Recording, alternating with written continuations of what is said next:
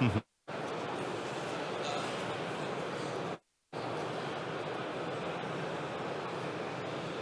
bé, doncs comencem. Bon dia, benvinguts a la taula rodona de l'hidrogen i les oportunitats en el camp de la instal·lació.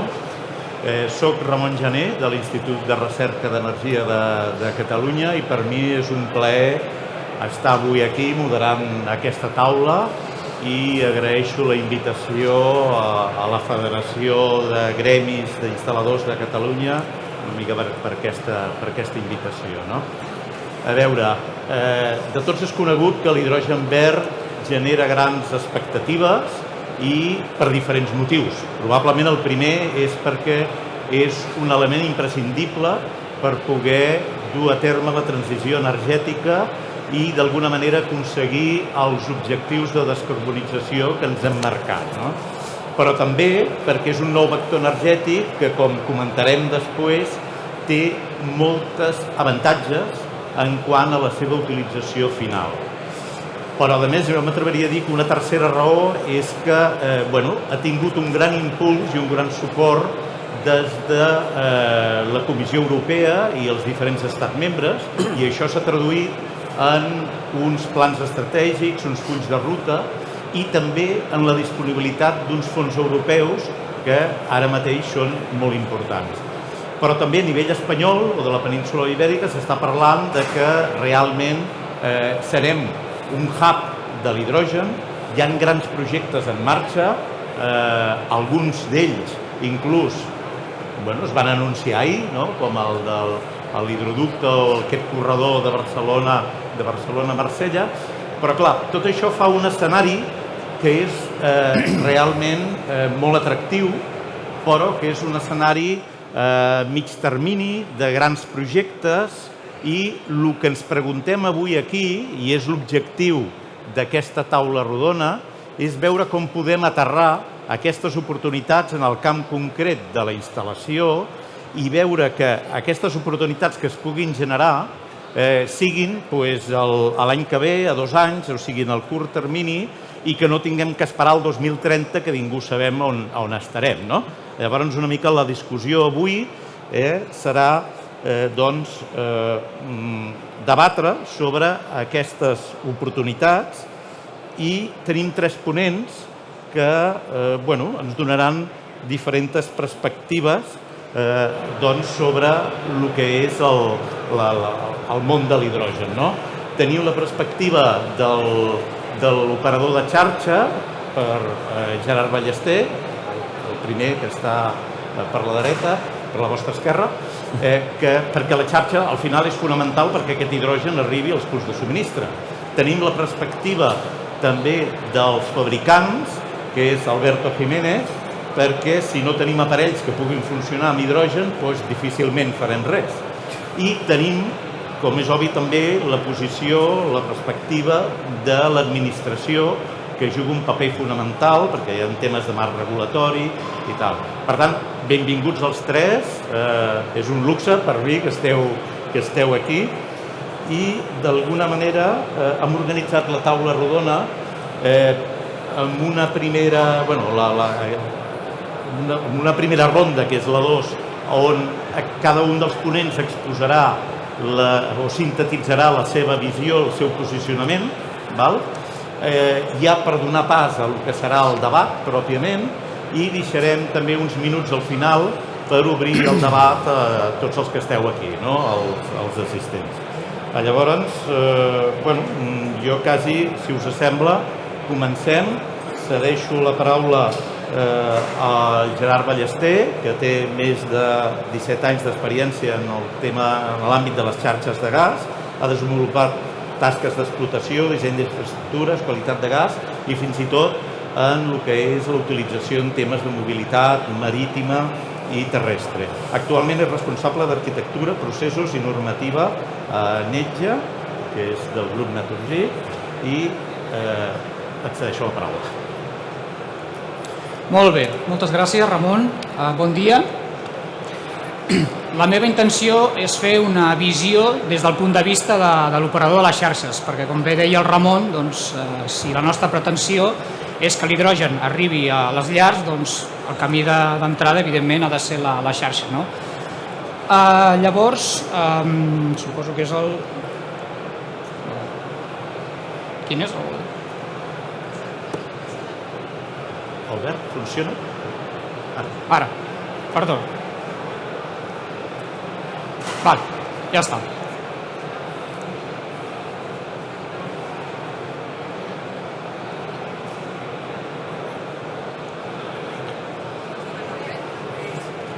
Gràcies. Vale, doncs en primer lloc preguntar-nos per què els gasos renovables, no? En primer lloc el que voldria mostrar-vos és aquest objectiu clar que ens planteja la Comunitat Europea, no? La neutralitat del carboni al 2050. Això què vol dir? Que des del punt de vista de les emissions, les energies que utilitzem han de ser neutres en carboni. Vale? Per tant, tenim la necessitat de canviar el nostre paradigma actual i pensar en un vector que ens ajudi a aconseguir aquest objectiu. Què entenem per gasos renovables? Per gasos renovables actualment el biometà, conegut ja jo crec que de fa molts anys, no? I l'hidrogen i amb la força que està entrant. L'hidrogen verd, això s'ha de concretar bastant. Vale? Què entenem per hidrogen verd? És aquell hidrogen que s'ha produït mitjançant un procés d'electròlisi i l'energia amb la qual s'alimenta aquest procés és de procedència renovable. Vale? Això és la definició d'hidrogen verd. Clar, donat que necessitem energia renovable per generar aquest hidrogen, és quan parlem del potencial del país per generar electricitat renovable. Vale? Llavors, en el gràfic el que veiem és que Espanya, doncs, en termes de vent i solar, evidentment, és qui té major potencial de generació d'energia renovable, per tant, en conseqüència, podria ser un hub de producció d'hidrogen. Vale? Bueno, i per què ens concentrem tant en l'hidrogen? Bueno, en primer lloc, una cosa que crec que també és sabuda és que no és possible electrificar tot el sector energètic. Vale? Per tant, necessitem altres alternatives. L'hidrogen es planteja com el vector de referència, vale, en aquesta transició energètica, primer que tot pel seu gran potencial de producció. 1.300 teres a l'any és un gran potencial de producció. Vale? I després, perquè és aquest nexe d'unió que ens ajudarà a connectar el sector elèctric amb el sector gas, donat que l'hidrogen, una vegada generat, es pot injectar a les xarxes dels operadors, es pot utilitzar com a combustible o es pot reconvertir en electricitat. En qualsevol cas, és un emmagatzemament d'energia a ser utilitzada en diferents possibilitats a futur. D'acord? Molt bé. Parlem una miqueta del que és el blending, el famós blending, no? El blending és la barreja entre gas natural i hidrogen. Què hem de tenir en compte en el moment que comencem a injectar un gas diferent al gas natural a les xarxes? Unes infraestructures que en principi no estan pensades per vehicular aquest tipus de gas. Doncs que l'hidrogen, degut a les seves diferents propietats fisicoquímiques, actuarà de manera diferent al gas. Jo aquí destaco alguns trets molt característics importants. En primer lloc, si parlem de límits d'inflamabilitat, comparat amb el metà, no sé si això... Comparat amb el metà, els seus límits d'inflamabilitat són bastant estrets si parlem de l'hidrogen, que gairebé contempla tota la finestra possible. Això és important, donat que les atmosferes explosives són molt més probables si parlem de l'hidrogen. Per una altra banda, aquest gràfic representa la velocitat de la flama amb la que crema un gas. No sé si es veu massa bé, hi ha una corba aquí petita de color blau, que seria la velocitat amb la que crema el metà, i ho comparem amb la velocitat amb la que crema l'hidrogen, la corba vermella. Això què vol dir? Doncs que en el moment que comença a cremar el gas, la velocitat amb la que avança és molt més ràpida. Això pot tenir la seva rellevància, evidentment, des del punt de vista de la seguretat o per la construcció d'aparells de consum, els cremadors, etc. Si parlem de poder calorífic, en unitats de volum, el poder calorífic de l'hidrogen és unes 3 vegades inferior al del gas natural. Per tant, vol dir que si afegim hidrogen a una barreja de gas natural i hidrogen, estem reduint el seu poder calorífic. Com a mostra, us plantejo un gràfic en el que es veuen els límits actuals que existeixen al país des del punt de vista de la normativa en quant a la capacitat calorífica que pot tenir un gas. Vale? D'això se'n diu l'índex de Bob. Això el que representa és l'índex de Bob, que és un paràmetre que relaciona la densitat d'un gas amb el seu poder calorífic. Vale? La línia vermella és el límit superior, la línia blava és el límit inferior. Insisteixo, en termes de normativa, avui, tal qual està elaborada la normativa. El metà, que seria la línia blava, la línia blava del mig, aquí el que representa és, des de l'esquerra, 0% d'hidrogen, com evoluciona aquest índex de Bob a mesura que anem afegint hidrogen. I el que es pot veure és que, evidentment, va baixant. Si no modifiquéssim la normativa avui, el que veuríem és que més o menys per aquest punt, 27-28% d'hidrogen, vale? Estaríem ja per fora de la normativa. Evidentment, suposo que tot això, doncs, la intenció és canviar-ho. Vale? Vinga, molt ràpidament. Quan parlem d'adaptació al sistema gasista, això està pintat pensant en una xarxa, però és adaptable a qualsevol esglaó del sector del gas. Vale?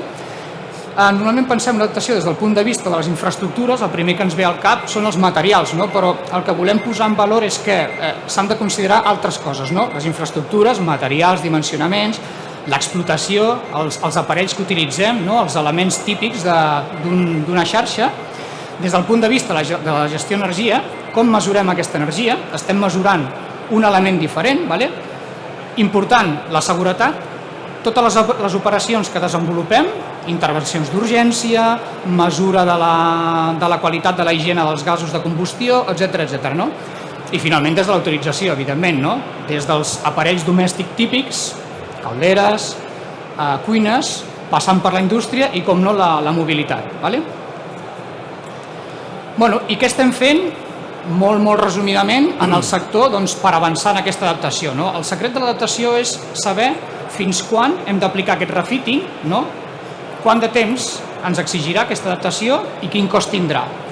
Bueno, evidentment, com això de l'hidrogen i el mix amb el gas donant lloc al blending és una cosa nova per nosaltres, doncs, evidentment, ens requereix molta investigació. No?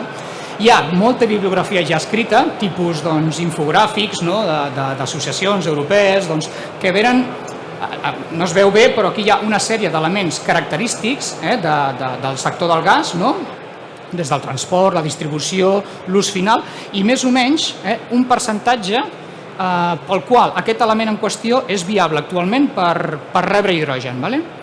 A banda, s'estan fent assajos amb materials, assajos amb instal·lacions receptores més o menys d'una tipologia comuna. Insisteixo, des del punt de vista dels materials, dels dimensionaments, de l'eficiència dels equips. I ja més propi del que és les xarxes, doncs estem ja en la fase de disseny d'aquests mòduls que serviran per injectar l'hidrogen a les nostres xarxes. Bueno, doncs jo crec que fins aquí la meva presentació, breu, però crec que resumeix tots els punts claus. Gràcies. Perfecte, gràcies Gerard. Donem la paraula a l'Alberto Jiménez, que és actualment director tècnic de Baxi Climatització i ha tingut una llarga trajectòria, molts anys de la seva vida professional com responsable de formació i servei tècnic al client. Alberto, cuando quieras. Muy bien. Muy bien, yo quería transmitir tan solo para empezar el debate 2 o 3 ideas importantes. Y la primera, y seguramente la más importante desde el punto de vista de fabricantes de equipos, es que la caldera de hidrógeno ya es una realidad. Es decir, casi todos los fabricantes tenemos ya prototipos de calderas de hidrógeno y nosotros en concreto incluso ya tenemos una línea de producción en serie de calderas de hidrógeno que obviamente no son calderas para comercializar porque todavía no existe un mercado como tal del hidrógeno, pero sí que tenemos ya la capacidad de producción para hacer todo tipo de series pilotos, field test, pruebas en campo, es decir, para ya probar realmente estos equipos que, como digo, ya son una realidad. ¿Por qué es interesante una caldera de hidrógeno? Pues básicamente porque es una caldera muy parecida a las calderas que hemos tenido hasta ahora, las calderas de condensación de gas natural, las mismas dimensiones, la misma manera de instalarla, las mismas características desde el punto de vista térmico, pero es una caldera que obviamente no emite nada de CO2 y tampoco emite monóxido de carbono. Desde el resto de punto de vista, la caldera es similar a una caldera de condensación de gas natural, repito, desde el punto de vista de instalación, de funcionamiento y, por supuesto, de mantenimiento. Eso sí, libre de cualquier emisión de CO2 o de monóxido de carbono. ¿Por qué es interesante esto de las calderas de hidrógeno? Bueno, pues porque en toda Europa tenemos una red de distribución de gas natural muy importante que llega básicamente casi a todas las poblaciones de toda nuestra Unión Europea y sobre todo de nuestro país. Y parece que es interesante utilizar esta red de distribución para, de alguna manera, descarbonizar el consumo energético de los edificios, que, como ya saben, es uno de los consumos energéticos que más producción de CO2 tiene dentro de la Unión Europea. Además, esta transformación de gas natural a 100% de hidrógeno no tiene por qué ser un todo nada, no tiene por qué ser un cambio radical de un día para otro, sino que podemos incluso ir inyectando hidrógeno a la red, como bien han comentado antes, para pues ir descarbonizando, es decir, seguir quemando gas natural, pero si ese gas natural contiene cada vez un porcentaje superior de hidrógeno, las emisiones de CO2 asociadas a ese uso de ese combustible se van a ir reduciendo paulatinamente. Fíjense que yo antes al principio les decía que ya teníamos una caldera de hidrógeno real, es decir, que ya existía en el mercado y que ya estaba disponible para todo el mundo, pero en realidad no es que exista una caldera de hidrógeno, es que existen varias calderas de hidrógeno. Me explico. Las actuales calderas de condensación de gas natural que se están lanzando al mercado ya admiten hasta un 20% de hidrógeno. Es decir, todas las calderas que actualmente estamos vendiendo, sin hacer nada, ya admitirían que se inyectara hasta un 20% de hidrógeno y, consecuentemente, podrían favorecer a esa descarbonización radical de todo el sector del consumo de energía de los edificios. Habría también otro tipo de calderas que está desarrollándose, que son calderas que se venderían en principio como calderas de gas natural, que admitirían hasta un 20% de hidrógeno, como las actuales, pero que con algún tipo de transformación en el mercado podrían llegar a ser calderas que consumieran un 100% de hidrógeno. Es decir, tenemos ya la tecnología disponible para poder utilizar estas redes de distribución de energía, estas redes de distribución de gas, y poder así ayudar a la descarbonización del consumo energético de los edificios. Y ya para terminar, ¿de qué depende todo esto? Bueno, pues obviamente depende del hidrógeno verde, es decir, todo esto tendrá sentido si se incrementa la producción de hidrógeno verde, que esto es algo que todavía está por ver, que no sabemos, obviamente, y seguramente ahora nos van a hablar de ese tema. Habrá que modificar las redes de gas, porque sí que es cierto que hay partes de las redes de gas que no admiten el uso con hidrógeno, pero que se pueden reconvertir fácilmente. Y, por supuesto, que es lo que más nos afecta a nosotros, pues seguramente habrá que definir diferentes tipos de calderas, y en aquellos sitios donde se vaya inyectando poco a poco un porcentaje mayor de hidrógeno, pues habrá que ir cambiando esas calderas a calderas que admitan ese porcentaje de hidrógeno. ¿Qué nos va a dar el hidrógeno gracias a toda esta transformación? Pues el hidrógeno es una energía renovable fácil de almacenar y fácil de transportar, cosa que otras energías renovables no pueden conseguir. Y además no tenemos que olvidar que el hidrógeno verde no deja de ser una energía renovable, es decir, un combustible que puedes proporcionarlos de la misma manera que lo está haciendo hasta ahora el gas natural, nos puede producir, nos puede dar calor y agua caliente sanitaria para las viviendas, libre de emisiones de CO2. ¿De acuerdo? Y nada más, estas eran mis primeras anotaciones, y luego ya hablaremos durante la mesa redonda. Perfecto, gracias Alberto. Pues nos queda la visión desde la administración a través de Albert Ballbé, es ingeniero industrial y MBA, actualmente ocupa la posición de coordinador de projectes estratègics en el Departament d'Empresa i Treball. Des d'allí estan coordinant les estratègies de l'hidrogen renovable com una eina per a la descarbonització de la indústria catalana i motor de noves oportunitats. Gràcies. Val, doncs a mi quan em van demanar que parlés, al final crec que és interessant parlar sobre l'hidrogen, que sona moltíssim a tot arreu, bones notícies, i està doncs, els grans líders europeus i locals parlant sobre aquest concepte, i resoldre una mica el dubte de si realment és la realitat o és una ficció que ens volen vendre com un moment de crisi.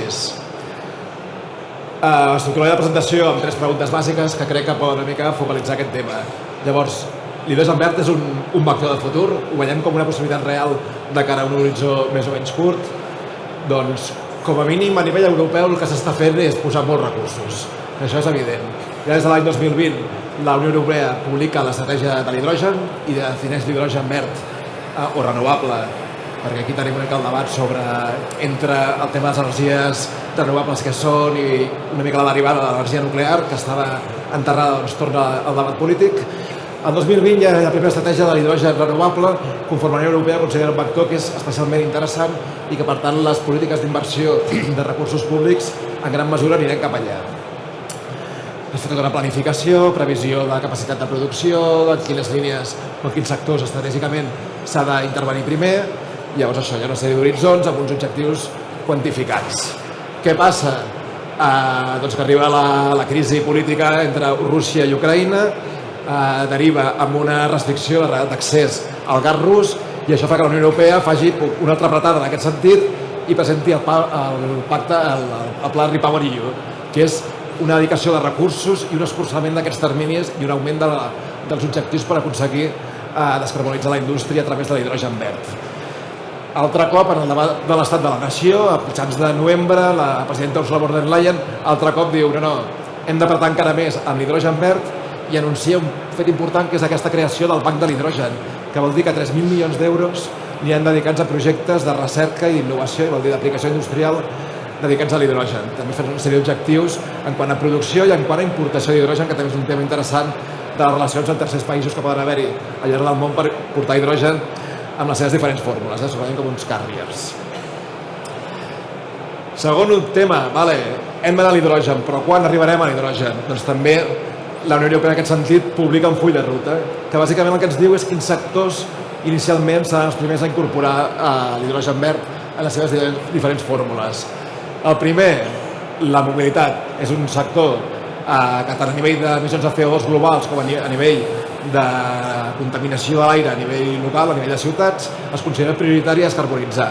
I és per això que els primers usos segurament aniran en aquest sentit i el primer que ja és tangible és els autobusos urbans. Barcelona té 4 autobusos circulant que van amb hidrogen verd. A altres llocs a Europa hi ha els camions de recollida d'escombraries i també es focalitza en sectors tipus el transport de mercaderies on un camió elèctric sembla impossible que pugui funcionar perquè mitja càrrega serien les bateries i per tant l'hidrogen dona un joc aquí molt interessant. Queda per més endavant l'ús en el tipus d'aviació o en naviera. Si baixem a nivell industrial, també es considera que les grans indústries, que també són grans emissores de CO2, poden ser uns usuaris inicials perquè el programa focalitza molt més en un únic punt i és més fàcil atacar-lo. Ja sigui en forma de descarbonitzar certs processos, tipus la fabricació d'acer, que també té dificultat quan has de cremar molta energia, acer, ciment, etc. Sectors que incorporaran inicialment i més endavant altres tipus d'usos. I si focalitzem realment el que és motiu d'aquí de conversa, els usos en ús de calor a les llars, la Unió Europea posa un horitzó al 2030. Per què? Perquè, segons escoltàvem ara mateix, les tecnologies potser ja hi són, s'ha d'adaptar a la xarxa, però la Unió Europea que diu no és tan prioritari de moment, preferim focalitzar l'hidrogen en descarbonitzar la indústria. I és per això que la previsió és 2030 en forma de blending, de barreja amb gas natural, 2040 en forma de cremar directament l'hidrogen. L'hidrogen tampoc es considera un vector energètic interessant de cremar-lo. S'utilitza més com a vector energètic per produir energia elèctrica que es pugui utilitzar en diferents àmbits, especialment per això dèiem amb la mobilitat. Però és una realitat? Doncs sí, i és una realitat intangible. Al final us convido tant a visitar l'hidrogenera que té TMB a la zona franca, que opera l'empresa Iberdrola, a Fonolleres, l'empresa Indox que es dedica al transport de la fabricació de cubes de transport de gasos, ha incorporat una petita instal·lació, un demostrador de com utilitzar l'hidrogen com a cremador pels seus processos industrials, i també a Sant Boi tenim una empresa que també es dedica al retrofitting de vehicles, en aquest cas té un cotxe i està preparant un camió per poder utilitzar hidrogen com a cremador. I aquí hi havia la pregunta, es produirà hidrogen? Tota la indústria petroquímica especialment tenia els seus plans i els seus plans d'inversió per produir hidrogen a gran escala i fa 15 dies ha presentat el primer gran projecte que era un electrolitzador de 100 megawatts, que és una quantitat molt important, d'empreses com Repsol, Enagás, Icoxe i Messer, que són 3 o 4 grans agents que tenim actualment a Catalunya i que treballen en aquest sentit. Per tant, sí, també a nivell regulatori ja està la proposta de reglament de temps d'hidrogen. Actualment el reglament que aplica és el de gasos industrials, però sí que tothom és conscient que cal reglamentació específica per un factor tan important i per tant també s'hi està treballant a nivell europeu i posteriorment es transposarà a nivell català. I aquesta és la presentació que he preparat. Qualsevol pregunta, encantat. Perfecte, doncs us agraeixo aquesta síntesi inicial, que com us deia és una mica només la primera ronda, i ara el que faríem ja és passar pròpiament al debat d'oportunitats. Una mica, com deia jo, intentem aterrar tots aquests escenaris i totes aquestes idees en el que podria ser una visió més a curt termini y sobre todo aplicado al ámbito de los instaladores y de la instalación. Yo casi voy a proponeros que hagamos el debate en castellano, si os parece, sobre todo por Alberto, o bueno, cada uno como cada queráis, pero quizá yo al menos. Entonces, yo tenía un primer tema, porque lo habéis comentado de alguna manera con lo del blending, ¿no? El blending ahora mismo puede ser ya una oportunidad, porque ya legalmente podemos inyectar hasta ciertas concentraciones ese hidrógeno y mezclarlo con el gas natural, y además, por lo que nos decía Alberto precisamente, ya hay equipos que pueden funcionar actualmente con esa mezcla. Esto parecería que hace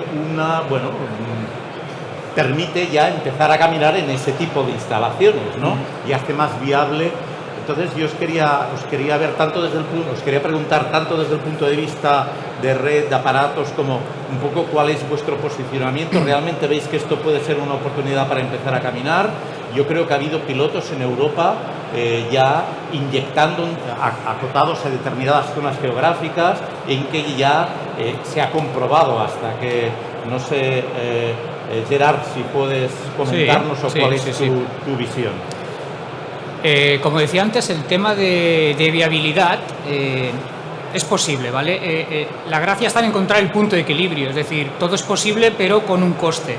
El punto de equilibrio es aquel que nos permite inyectar la máxima cantidad de hidrógeno al menor coste, ¿vale? El valor que sobrevuela Europa después de las tantísimas investigaciones que se están llevando a cabo parece ser que ronda entre el 10 y el 20%. Hablamos de concentración de hidrógeno en el gas. Es un valor que nos hace sentir cómodos, de manera que la mayoría de equipos e instalaciones seguirían funcionando igual, ¿vale? Sin notar apenas nada, y el refitting estaría en mínimos, o sea que con pequeños cambios la red ya sería hábil, la red y los sistemas, para absorber ese 10-20%, ¿vale? Incluso, como comentabas tú hace un momento, la normativa actualmente ya permite un 5% de hidrógeno, ¿vale? O sea que se supone que todo es hábil y preparado por lo menos para ese 5%. Hay un tema que yo creo que también puede ayudar mucho en esta oportunidad, que es el tema de las garantías de origen, ¿no? Yo creo que parece que finalmente vamos a tenerlas ya en el ámbito no solo del hidrógeno, sino de los gases renovables. No sé, Albert, ¿cómo ves esto realmente? Si está ya a punto, como dicen, ¿crees que...? Porque yo creo que eso va a incentivar el que haya ya inyección, ¿no? Hay un aspecto importante que es también la certificación del tipo de gas que estás utilizando, ya sea para temas comerciales, de si es hidrógeno verde, azul y de toda la paleta de colores que hay. Y en este caso sí que, por ejemplo, en mercados como el alemán, sí que hay empresas certificadoras conforme el hidrógeno que estás utilizando tienen su origen, un poco siguiendo el mercado y eléctrico, de que estás comprando la producción que alguien ha hecho en algún sitio y ha inyectado en la red para verificar que tu consumo es verde, y por tanto sí, es un tema importante para su desarrollo a nivel masivo. ¿Y Alberto, tú qué piensas? Bueno, a ver, ¿sobre las certificaciones o sobre...? Bueno, sobre todo un poco, Hombre, yo de las certificaciones poco sé, yo me acojo a lo que Alberto ha comentado. Sobre el blending y que si los aparatos están preparados o no, es una realidad. Ya para lanzar esas calderas una vez las calderas actuales, para el año que viene, a 2 años vistas, lo que decía yo de las oportunidades, para no esperarnos al 2030. ¿no? Las calderas que ya estamos vendiendo, no solamente nosotros, sino todos los fabricantes, básicamente son todas ya calderas preparadas para admitir hasta un 20% de hidrógeno, que es un poco esa cifra que dentro de la Unión Europea se ha establecido como que es una cifra en la cual no hay que intervenir en los equipos, no hay que hacer modificaciones y el equipo sencillamente puede trabajar o bien con 100% gas natural o 80% gas natural y un 20% hidrógeno sin modificaciones. Y eso ya es una realidad. De hecho, hace un par de días se publicó un informe de la OCU, de la Organización de Consumidores, básicamente que habían cogido una de nuestras calderas, una caldera de Baxi, podían haber cogido la de otro fabricante, pero bueno, cogieron una de las nuestras y realmente comprobaron en un laboratorio que inyectando un 20% de hidrógeno la caldera seguía funcionando exactamente igual, incluso con un poquito más de rendimiento, pero que la misma caldera que habían sacado del mercado para trabajar con gas natural, ellos verificaron y certificaron que podía trabajar hasta con un 20% de hidrógeno sin ningún problema. Y por tanto es una realidad. Perfecto. Pues bueno, este era un ámbito. Yo os quería apuntar un segundo ámbito, que es el de las soluciones, o sea, aprovechar esa versatilidad que tiene el hidrógeno en cuanto a almacenamiento de energía y combinarlo con otras renovables. Por ejemplo, con fotovoltaica hay productos que se están comercializando, por ejemplo, en Alemania, no voy a hacer publicidad, pero que lo que se trata es de que la generación fotovoltaica puedas tener unas baterías, pero a su vez también una pila de combustible, que sería reversible, y que te permitiría almacenar también, no solo estacionalmente, sino, digamos, en mayor cantidad esa electricidad que generes con el sistema fotovoltaico. Esto quizá, no sé, a ver, se está ya instalando, quizá en doméstico aún pueda resultar caro, pero podemos pensar en pequeño comercial, en home office o incluso, yo apuntaba, comunidades energéticas. Entonces, no sé qué opináis. Este tipo de soluciones es solo un ejemplo ¿no? Sí. Estos mix de integrar diferentes, el hidrógeno con otras renovables, ¿esto veis que realmente tiene futuro a corto? Sí. A ver, yo creo que hay dos ideas diferentes, ¿no?, en esto que planteas. El tema de la hibridación es algo de lo que se está hablando muchísimo en la Unión Europea, porque uno de los conceptos, y lo hemos hablado antes de empezar esta mesa redonda, uno de los conceptos importantes que hay que tener es que no existen panaceas, es decir, no existe una tecnología que lo vaya a solucionar todo. Es decir, seguramente vamos a tener que mezclar diferentes tecnologías, aplicarlas en diferentes zonas y, ¿por qué no?, en la misma instalación vamos a tener que tener diferentes cosas. Fotovoltaica combinado con máquinas de aerotermia que al mismo tiempo estén complementadas con calderas de gas natural o con calderas de hidrógeno, con un porcentaje mayor o menor de hidrógeno. Es decir, que vamos a necesitar de soluciones combinadas de tecnologías que se combinen en instalaciones híbridas, eso seguro que lo vamos a tener. Ahora, estas soluciones en las cuales tenemos en la misma instalación generación, producción de hidrógeno, almacenamiento para luego posteriormente su utilización, yo a nivel de instalación doméstica no lo veo, pero sí que creo que puede ser una solución para comunidades energéticas, para urbanizaciones, pequeñas poblaciones, district heating, es decir, instalaciones de mayor volumen. Creo que aquí en este tipo de tecnologías la economía de escala es muy importante y es casi mejor hacer grandes instalaciones para mucha gente que no pequeñas instalaciones para cada usuario. Por lo tanto, mi respuesta sería hibridación sí en cuanto a tecnologías, no tanto a nivel doméstico, sobre todo si hablamos de hibridación de generación, producción y almacenamiento de energía, que yo creo que esto está mucho más acotado a grandes instalaciones, a district heating o a comunidades energéticas. Gerard, no sé, Sí, totalmente de acuerdo con lo que ha dicho Alberto. Yo creo son soluciones de momento más pensadas para el sector industrial, o si lo bajamos al doméstico, como ha mencionado, ¿no?, el district heating, ¿no?, la palabra mágica, ¿no?, generación distribuida en comunidad, pero a nivel individual yo creo que aún queda un paso largo por hacer para este tipo de soluciones, ¿no?, a lo que requieren una cierta operación y conocimiento que a lo mejor pues a nivel individual nos genera más un problema que una solución. Vale. No, a ver, lo que os quería decir es que esta solución para domésticos se está comercializando y era antes que saltara la guerra de Ucrania, quiero decir, porque ahora igual Alemania podría decir, bueno, pues ahora intentan hacer con gas renovable o con hidrógeno lo que sea. No, esto, y hay precios, está comercializándose, lo que pasa es que está muy centrado en el mercado, lo que pasa es que, bueno, sin ayuda seguramente, y ahí es donde, no sé, Albert, en Alemania sí que había ayudas para estos sistemas. Sí, a ver, aquí, primero un tema es de... Quizás discrepamos un poco, Justamente lo que decimos con la administración es que el hidrógeno permite un cierto cambio de modelo, sobre todo en el sector más fósil de antes teníamos grandes centros de producción, grandes líneas de transporte, toda una red de distribución, y el hidrógeno permite en cierta manera la democratización del acceso a la energía más allá de la eléctrica, con lo cual quizá no a nivel doméstico, que es complicado, hay que tener una casa grande, pero sí que ahora que veo el cartel ahí de comunidad energética, este Heat District o la fabricación de tú mismo, energía de más corto kilómetro cero, ¿no? De más corto alcance.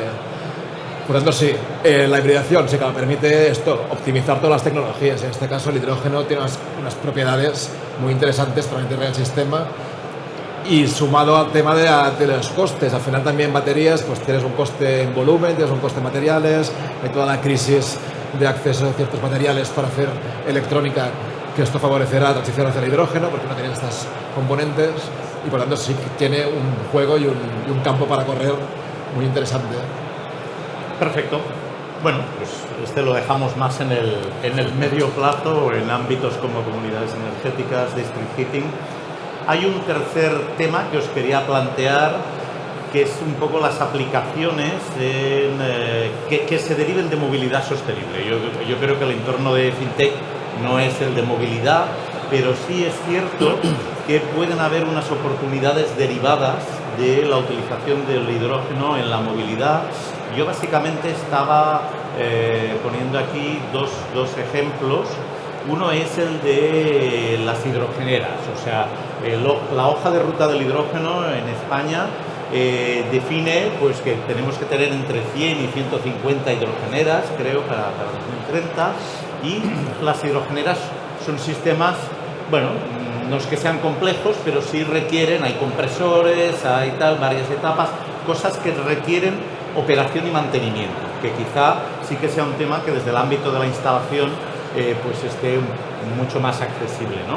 Pero yo también apuntaba que es que desde el sector del automóvil los grandes fabricantes están cada vez compactando más sus stacks de fuel cells, de células de combustible, y buscando el mercado de otras aplicaciones, o sea, no solo para utilizarlas en los vehículos, sino para que se puedan utilizar también en aplicaciones diversas, porque estará todo en una única cajita muy pequeña y realmente con la economía de escalas del sector del automóvil. Entonces era un poco por abrir el debate, a ver qué os parece, y más, Albert ha comentado, creo que para el 2025, quizá, aparte de la industria, quizá es de las aplicaciones que pueden ser más inmediatas en vehículo pesado y tal. Entonces, y por tanto van a hacer falta hidrogeneras, lógicamente. No sé, Albert, ¿quieres empezar? A ver, la movilidad es un sector, primero, creo que el segundo camión es eléctrico, donde la electrificación es más complicado. O sea, al final un camión que tiene que hacer 1000 kilómetros con electricidad, es que media carga sería baterías. Eso es totalmente ineficiente y no tiene recorrido real en el mercado. Otro tema es que también el regulatorio aplica mucho más al sector industrial, al sector transporte. Al final, el tema de costes, si tienes en cuenta la tasa de emisiones de CO2, hará que el traspase modal hacia energético hacia el hidrógeno sea más acelerado.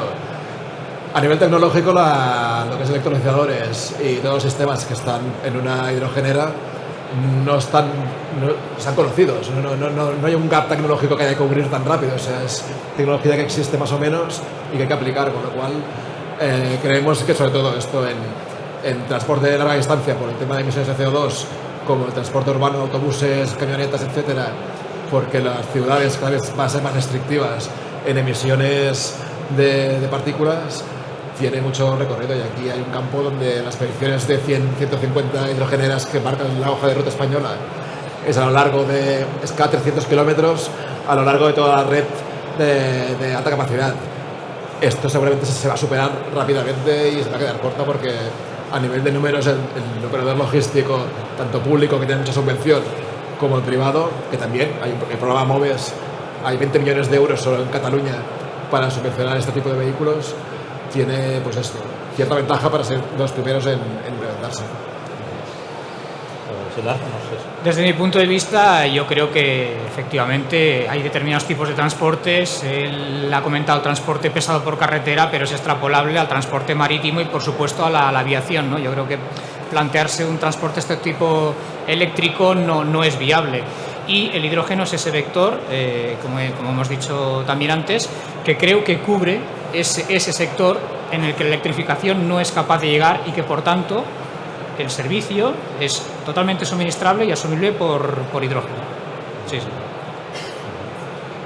No sé si aquí... Nada que decir. Cuando lancemos la primera gama de vehículos Baxi, entonces sí que hablaremos de este tema. Pero bueno, de momento no. la integración de estos stacks, de estas fuel cells, esto se puede integrar también en la caldera y también generar electricidad. Bueno, calderas, bueno, no lo sé, hay calderas ejemplos, con célula de combustible existen, sí. y existen prototipos desde hace mucho hace tiempo años. para producir electricidad y calor al mismo tiempo. Pero bueno, en Japón ha sido una Sí. solución utilizada desde hace muchos años Sí, sí. para cubrir la demanda base de las viviendas. O sea, son equipos que te generan entre 1,5 kilovatios Sí, sí. y dan el servicio de calefacción agua caliente y el servicio base de suministro eléctrico. sí. Es otra tecnología que está ahí, pero bueno, todo depende al final de que llegue ese hidrógeno Esa es verde. para después, ¿no? Sí, hombre, yo digo, lo más inmediato obviamente es la combustión del hidrógeno, es decir, las calderas de gas, y obviamente el siguiente paso, si tenemos hidrógeno verde en las viviendas, obviamente un buen avance sería el combinar la producción de energía eléctrica y calor en las células de combustible, porque esto optimizaría todavía más el rendimiento de la combustión de Es como ese... un centro de energía doméstico Sí. o a nivel de pequeño terciario. Bueno, ya se hizo con las máquinas de microcogeneración, que al mismo tiempo se desarrollaron junto con las células de combustible, un poco con la misma filosofía ambas cosas. Lo que pasa es que las células de combustible nunca fueron a más porque dependían de que hubiese hidrógeno disponible en las viviendas. Entonces, el momento en el que llegue esa situación en la que realmente dispongamos de hidrógeno verde en las viviendas, no cabe la menor duda que se desarrollará toda esa tecnología seguro. Perfecto. Y por último tenía un tema que es el de la seguridad del hidrógeno, que obviamente hay también toda una serie de tareas en cuanto a adaptación del marco regulatorio y de simplificación, porque ahora mismo parece que el hidrógeno está siempre asociado a instalaciones industriales y ahí se están cambiando ya cosas a nivel de reglamentos y tal, pero yo aquí os lo quería plantear desde el punto de vista de la oportunidad que pueda tener también para instaladores en cuanto a, por ejemplo, inspecciones que se tengan que hacer. Evidentemente el hidrógeno, pues si se cumplen pues las condiciones de instalación tal, pues no hay ningún problema, no tiene por qué ser más peligroso, pero sí es cierto que hay que hacer unas inspecciones, unas revisiones, hay que tener un equipamiento que ya no es el mismo tipo de explosímetros que ahora estamos haciendo las inspecciones en instalaciones receptoras. No lo sé, ¿cómo veis esto en cuanto a oportunidad? No tanto en cuanto a la parte reglamentaria, que yo entiendo que ya se va avanzando también, ¿no, Gerard? Pues efectivamente, como comentábamos antes, es una de las disciplinas pilares de la investigación, ¿no? El tema de la seguridad. Y precisamente referente a lo que tú comentas, desde los equipos que manejamos para operar una instalación de gas, detectores, explosímetros, higiene de la combustión, etcétera, etcétera, hasta cómo se propaga ese gas en la atmósfera. Es decir, en caso de fuga, el comportamiento del gas no es el mismo que el del hidrógeno, ¿no? Tenemos que pensar todo lo que hemos diseñado hasta ahora para actuar en esas determinadas condiciones, ahora cambia. El hidrógeno se propaga más rápido, tiene un peso distinto, todo eso evidentemente es lógico que haya que cambiarlo, pero también hay que normalizarlo, ¿vale? Es un proceso largo, estamos en ello, estudiando toda la normativa que pueda tener algo que ver con el mundo del hidrógeno y evidentemente múltiples grupos de trabajo que están analizando cuál es la opción viable. A ver, no sé si como queráis. Bueno, yo lo que quería decir sobre el tema de la seguridad del hidrógeno, y esto yo lo he hablado en muchos foros muchas veces, es que parece como que lo que hemos usado hasta ahora no era peligroso y no ardía y explotaba. Es decir, el gas natural, los GLPs, el butano, el propano, son gases combustibles que obviamente si no se trabajan y no se tienen las medidas de seguridad adecuadas, puede haber accidentes y puede haber problemas. Tenemos una red de instaladores, una red de profesionales que hacen muy bien su trabajo y que consiguen pues llegar a los niveles de seguridad y de fiabilidad que tienen las instalaciones con estos gases combustibles que son de por sí obviamente peligrosos. El hidrógeno obviamente es otro gas combustible que hay que tener en cuenta, que hay que tener cuidado, hay que tomar medidas de precaución y medidas de seguridad que son diferentes a las de los otros gases, pero repito, no deja de ser otro gas igual de peligroso o igual de tan poco peligroso, como lo queramos ver, como los gases que hemos utilizado hasta ahora. Por lo tanto, será necesaria una adaptación de nuestros instaladores, les tendremos que formar en la seguridad de estos nuevos gases, pero yo no tengo la menor duda de que vamos a hacer instalaciones de hidrógeno igual de seguras de lo que son actualmente las instalaciones con gas natural, butano o con propano.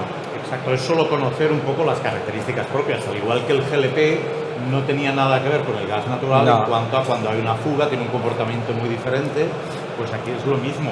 Pero por eso yo creo que el tema de formación es importante, sí, mucho. Y realmente ahí yo creo que también hay oportunidades y seguramente habrá que formar a gente, a los técnicos, a instaladores. Bueno, en general en los próximos años, uno de los hándicaps más importantes que tenemos en el sector de la climatización quizás sea ese, porque de una manera o de otra, o bien sea porque se tengan que formar en nuevas tecnologías como es la aerotermia, nuevos gases refrigerantes, tengan que formarse en nuevos sistemas de seguridad para la instalación de otros gases combustibles como el hidrógeno. Es decir, la formación de los instaladores va a ser muy importante. Y yo iría más aún, no solamente la formación de los instaladores, sino el número de instaladores. Vamos a necesitar muchos instaladores de climatización, de calderas, de bombas de calor, de equipos de aire acondicionado, que seguramente para llegar a estos niveles de descarbonización que nos estamos proponiendo en los próximos años, seguramente no tenemos suficientes instaladores y no están lo suficientemente formados para poder solventar y poder encauzar todo este gran digamos aventura que tenemos por delante, ¿no? Por tanto, es uno de los grandes hándicaps de nuestro sector, por supuesto. Es una oportunidad para todos, pero yo no dejaría de poner la nota de que esto hay que tenerlo siempre en cuenta si realmente queremos llegar a buen puerto y queremos hacer las cosas bien, ¿no? Y hoy por hoy tenemos un déficit importante de profesionales y de formación en los actuales, en las nuevas tecnologías y en estas tecnologías que nos van a ayudar a descarbonizar el sector de la climatización. Yo en cuanto a la formación, solo añadir una cosa, ¿no? Uno se pregunta, bueno, quiero formarme, ¿cómo lo hago, no? Seguramente todos conocéis lo que es Edigas, ¿no? La Asociación Española del Gas, que además es un hub de formación de muchas disciplinas. Actualmente creo que aún no está disponible, pero evidentemente se está llenando el terreno para que haya formación para cualquier tipo de profesional, instaladores o cualquier otro profesional relacionado con el mundo del gas y muy focalizado en el hidrógeno. Perfecto, pues es una buena noticia también. Albert, no Sí. sé si en general del marco regulatorio... Yo solo diría que el hidrógeno es un gas que se lleva utilizando en el sector industrial desde hace más de 100 años, es una materia primera, es un residuo para otros procesos, por tanto es un gas conocido. Y hasta aquí por eso de acuerdo en que no hay que tenerle miedo, no es un gas que ha habido accidentes evidentemente, pero como en otros ámbitos, con control y seguimiento se puede controlar. La normativa, sí, evidentemente se aplica la normativa de gases industriales y esto si se expande el uso, tiene que hacerse una específica y para usos que actualmente no son habituales como la movilidad o el uso doméstico, donde el operador no es un técnico especializado. Y en cuanto a la formación, sí que se está viendo, hay un máster en temas de hidrógeno de la Universidad, la Politécnica, Rovira i Virgili y dos universidades vascas. Los colegios profesionales también están sacando cursos de temas de hidrógeno específicamente. Irá bajando y irá expandiéndose hacia donde haga falta, pero evidentemente sí, claro, hace falta. Es un ámbito nuevo y por tanto tienen que capacitarse los profesionales y quieren trabajar en él. Perfecto, muy bien. Pues yo casi abriría el turno y el debate al público que estáis aquí i si no sé si poden ser preguntes, suggerències, no sé, plantejar algun tema que considereu innovadors. Em sembla que tenim micròfon, no? Llavors, no sé si hi ha alguna pregunta. Podeu adreçar-la a una persona o a tots, o simplement fer un comentari, el que vulgueu. Hola, volia preguntar, en aquest tríptic que han repartit, el potencial del biogàs també és similar a la introducció a la xarxa amb un percentatge com l'hidrogen? Sí, jo crec que això... De fet, el seu potencial és del 100%, perquè el biometà exactament és el mateix que el metà. La procedència és una altra, residus, etc. Però un cop transformat a biometà, la molècula és exactament igual, o sigui, no ens genera cap tipus de problema. Actualment ja hi ha punts que estan injectant biometà a la xarxa i es treballa exactament igual que el gas natural.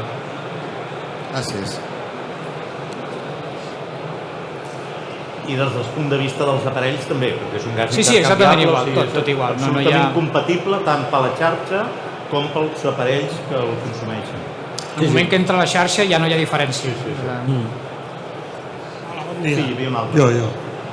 Volia consultar l'hidrogen com a combustible, quin nivell de peligrositat té de cara a fer-lo servir en instal·lacions domèstiques. I després també volia consultar si es barreja amb el gas, també condensa com les calderes de condensació o, diguéssim, si té la propietat aquesta també. Bueno, lo primero sobre el tema de la seguridad, las instalaciones con hidrógeno, todavía está pendiente ese reglamento de instalaciones de gas con hidrógeno que todavía no existe, pero básicamente me estoy adelantando porque no sé cuáles van a ser las exigencias, pero bueno, nos exigirán pues pruebas de presión, igual que hacemos ahora para comprobar que no hay fugas en las instalaciones de gas.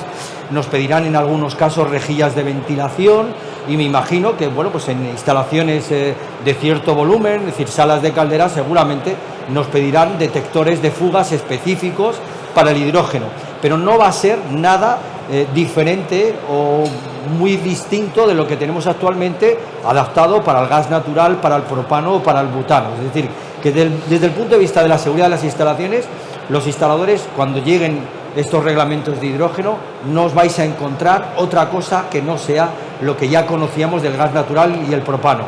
Nos pedirán rejillas de ventilación más pequeñas, más grandes, detectores de fugas de un tipo o de otro, pero no va a ser más allá de lo que ya teníamos.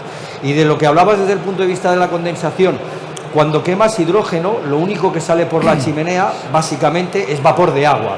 Entonces las calderas de condensación con hidrógeno tienen dos características, y es que el punto de rocío está mucho más alto, es decir, son calderas que condensan incluso con radiadores a alta temperatura.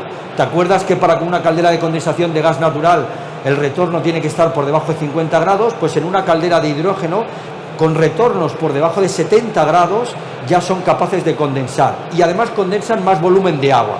Es decir, vas a ver una caldera de condensación que condensa más fácilmente y que va a chorrear mucho más agua, entre un 50 o un 60% más de agua que en una caldera de condensación de gas natural, pero nada más. Alguna altra pregunta? El tema, no sé, el tema que hem comentat, per exemple, de la mobilitat i de, no sé si aquests àmbits d'instal·lació d'hidrogeneres, els veieu, no sé, si més temes d'operació i manteniment d'instal·lacions.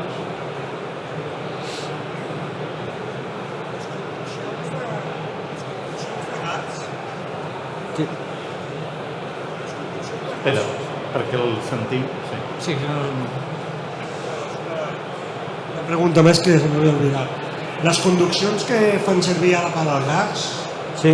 els diàmetres de tuberías y las pérdidas de carga son las mateixes o Básicamente, la presión es mateixa? date cuenta que el hidrógeno es un gas que habrá que quemar más volumen de gas que, por ejemplo, con el gas natural, es decir, que en principio habría que dejar pasar más volumen, 3 veces más volumen de hidrógeno que de gas natural para conseguir la misma potencia, pero como quiera que es un gas que tiene muy poca densidad, es decir, es un gas digamos que tiene poca sustancia en su interior, provoca también muy poca pérdida de carga.